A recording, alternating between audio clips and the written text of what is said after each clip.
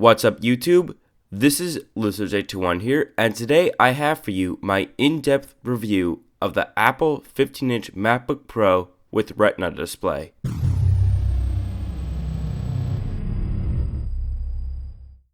First off, before we even start the review, I just want to point out that this is my 200th video. I want to say thank you to each and every one of you for your continuing support and for making me love to continue to make videos. Now, let's move on to the full review. The model I have sports a 2.6 GHz Intel Core i7 processor, which can turbo boost up to 3.6 GHz.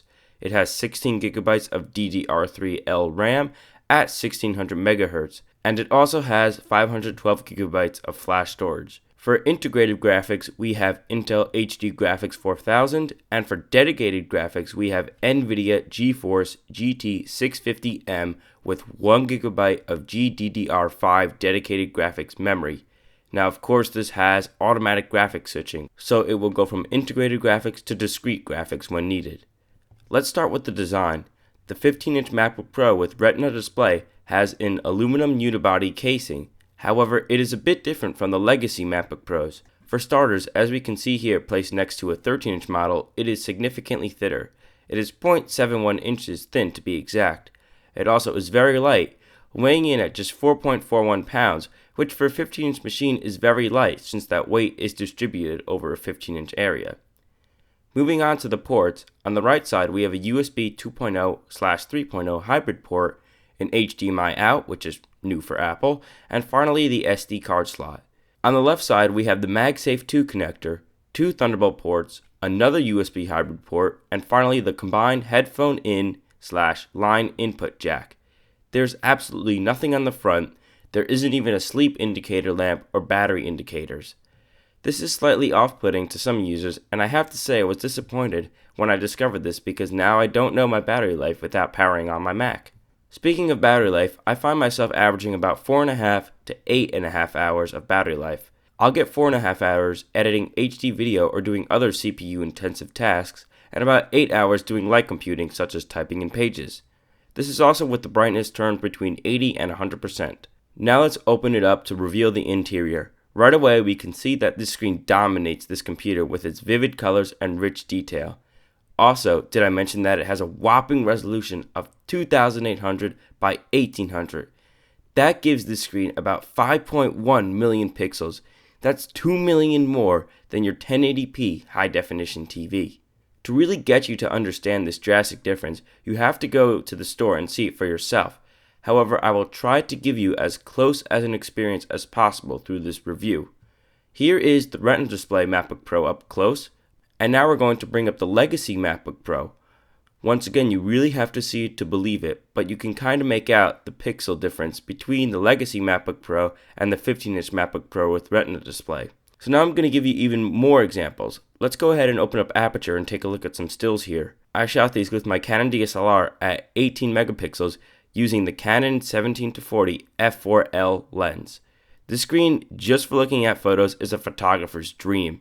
Never have I ever really experienced the true quality of a sharp L lens on a screen before. This is just truly stunning. I think that's enough talk about the Retina display for now. After all, what is a good display without the processor behind it? Once again, this is the higher end model, so now let's test it out using Geekbench. We're just going to let it run through its paces here, and boom, there we go, a score of 13,000.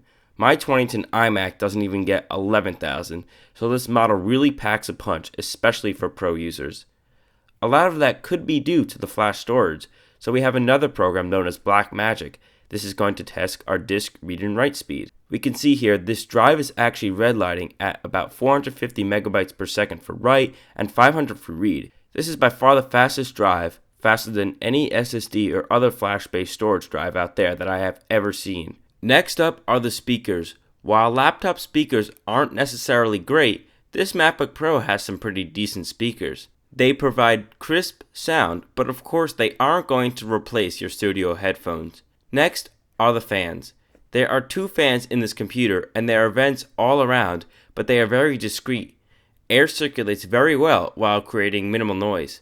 The only time I can hear them spinning is while the CPU is hard at work. Overall, the computer stays quite cool, Pair these fans up with the flash storage and this MacBook Pro is virtually silent.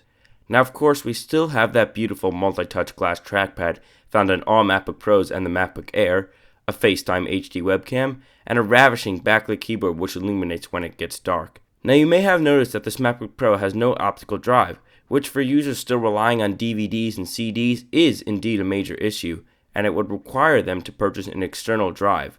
There's also no Ethernet or Firewire ports. Apple has Thunderbolt to Firewire and Thunderbolt to Ethernet adapters, but they are sold separately and they do not come with the machine. Finally, the last downside of this MacBook Pro is the price. It starts at $2,200 for the base model and $2,800 for the higher end model. Not to mention you cannot upgrade any parts of this computer, which isn't professional at all. If you see on the bottom here, there are actually Torx screws to prevent you from opening up this computer. It costs an extra $200 to upgrade the RAM from 8GB to 16GB. You cannot upgrade the RAM separately since it is soldered to the logic board. So the bottom line of this Apple MacBook Pro with Retina display is, well, I highly recommend it.